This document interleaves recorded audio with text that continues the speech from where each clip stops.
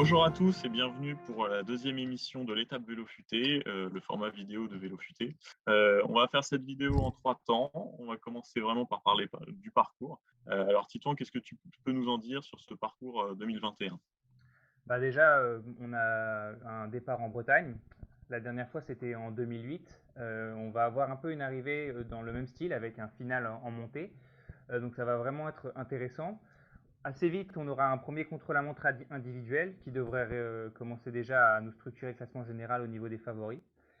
Ensuite, par rapport aux précédentes années, ce ne sera pas les Alpes qui concluront le Tour de France, mais plutôt les Pyrénées. Donc on va avoir les Alpes en deuxième semaine, en fin de première et début de deuxième semaine.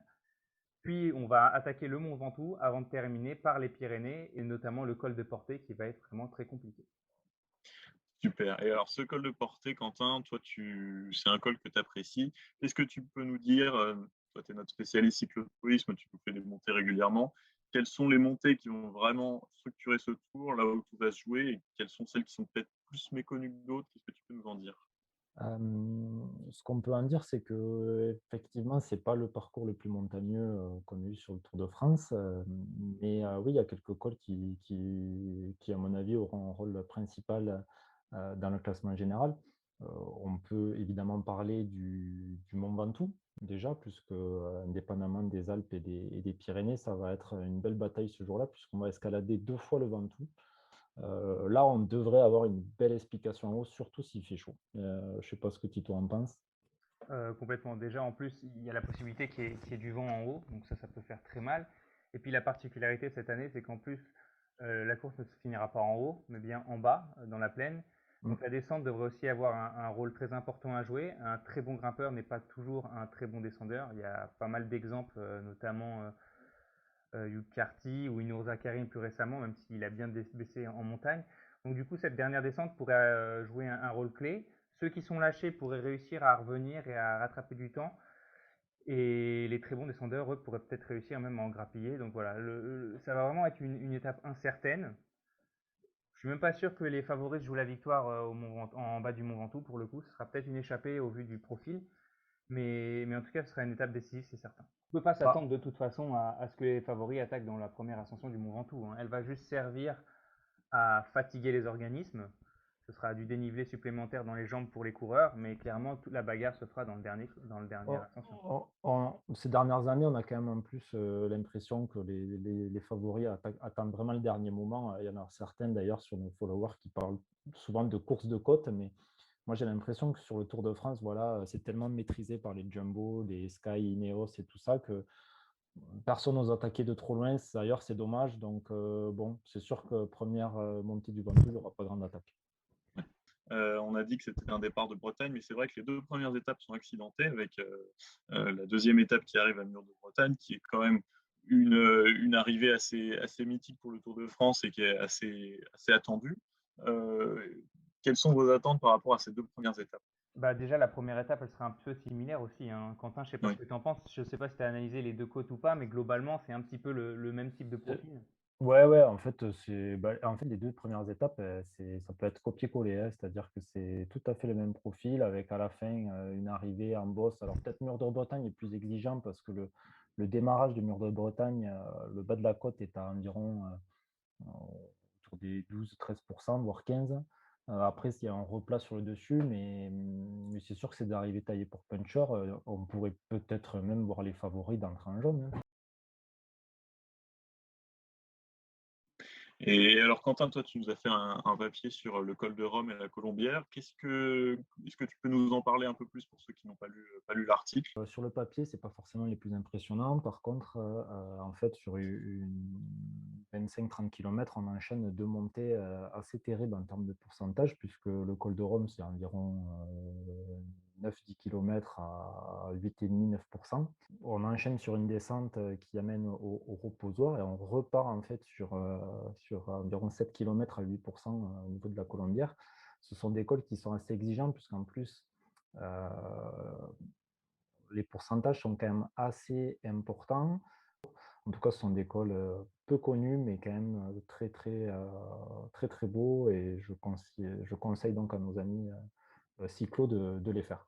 D'ailleurs, en parlant de cette étape, elle va finir une nouvelle fois en descente.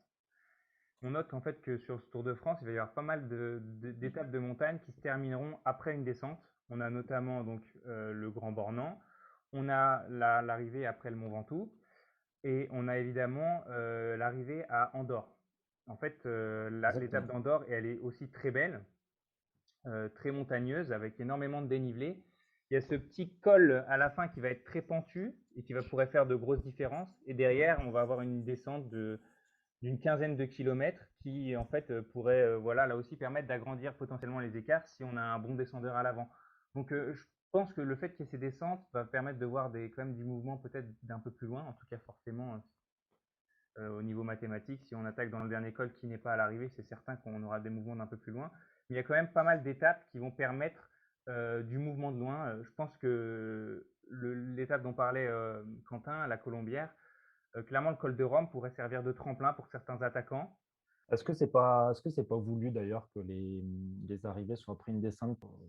Moi, je sais pas, Bah, je je sais pas pense ce que que tu vous as en pensez. raison. Est-ce que c'est pas voulu? Si, c'est voulu. De toute façon, Christian Prudhomme, ça fait des années qu'il cherche à se renouveler au niveau du parcours pour Oui, proposer un parcours faire plus de attrayant. spectacles. Maintenant, on sait très bien que le parcours, c'est lui qui le trace, mais c'est les coureurs qui font la course. Et si les coureurs ont envie de tout cadenasser, ça partira pas. Mais dans l'esprit, en tout cas, ce parcours est fait pour les offensives.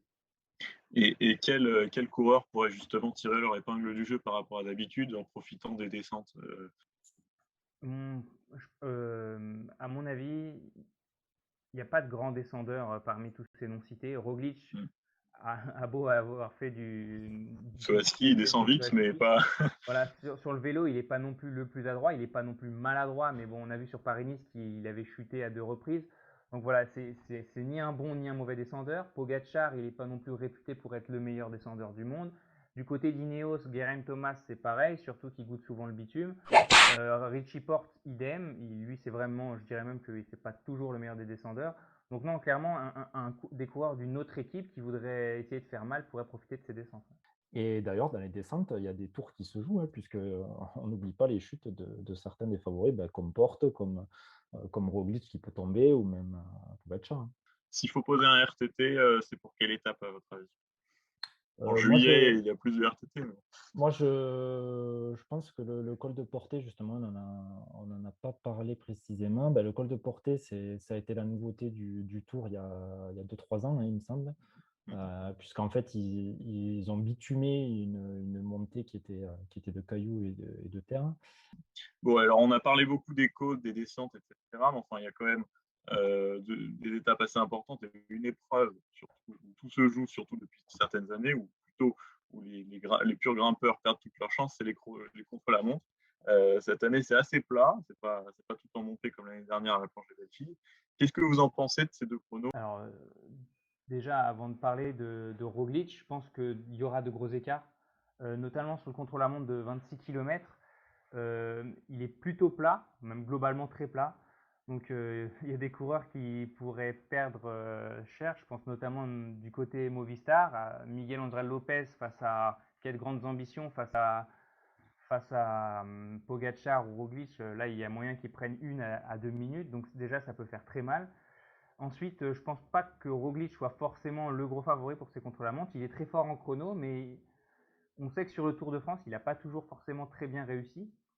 Donc voilà, il y aura un beau match entre Geraint Thomas, Pogacar, Roglic notamment. Qui sera le meilleur? Difficile à dire. Je mettrai peut-être ma petite pièce sur Geraint Thomas, malgré son contre-la-montre raté sur le Dauphiné. Mais ouais, je mettrais bien ma pièce sur Geraint Thomas plutôt que les deux autres. Ouais, puis c'est vraiment des contre-la-montre qui paraissent pas trop difficiles. Donc, je pense qu'un Geraint Thomas, il peut tirer son épingle du jeu et récupérer le temps qu'il aura perdu en montagne. Ouais. Oui. Oui, il y a deux contre-la-montre dès la 5e étape entre Changé et Laval, 27 km, et puis l'avant-dernière traditionnelle entre Libourne et Saint-Émilion, 31 km, et c'est absolument plat. C'est deux chronomètres assez longs, et vraiment, voilà, 50 km de chrono, ça va faire mal aux jambes. Ouais, Ouais. même, ça fait longtemps qu'on n'a pas vu autant de chronos sur un Tour de France, hein.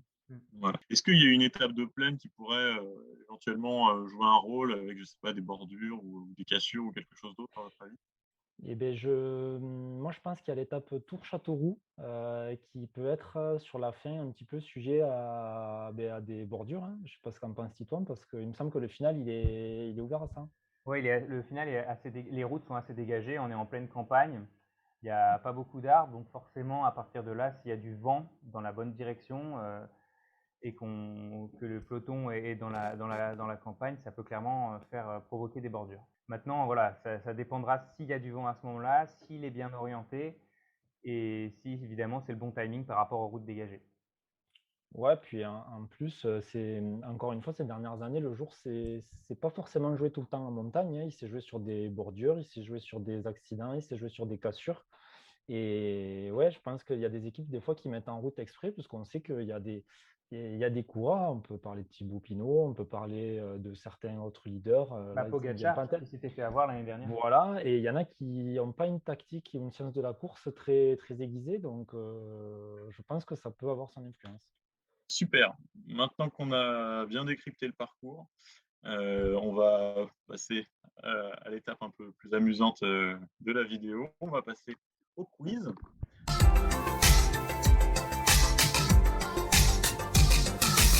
Alors, même principe que la dernière fois pour le Giro, je répète les règles. Vous allez devoir me retrouver les 10 coureurs qui ont fini dans le top 10 du Tour de France 2012.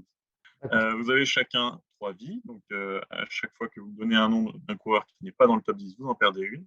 Et le vainqueur est celui qui trouve le dernier nom ou qui ne s'est pas trompé 3 fois. Alors, la dernière fois, j'avais commencé par Quentin, donc maintenant, je vais commencer par Titouan. À toi de me citer les coureurs du top 10. Enfin, un coureur d'abord. Christopher Froome. Bien joué, Christopher Froome. À toi, Quentin. Sir Bradley Wiggins.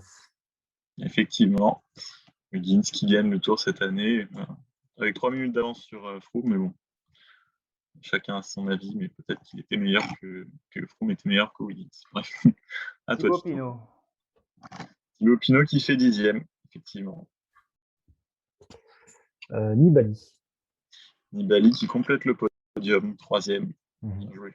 Ça va vite, hein. Tito. Il rate sur son téléphone. Je touche. Je sais plus si Alberto Contador, c'est pas l'année où justement il était suspendu. Il me semble que si, donc je vais pas y aller.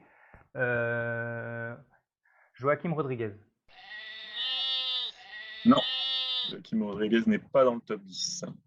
À toi, Donc, Quentin. il doit peut-être y avoir du Ryder Hesjedal.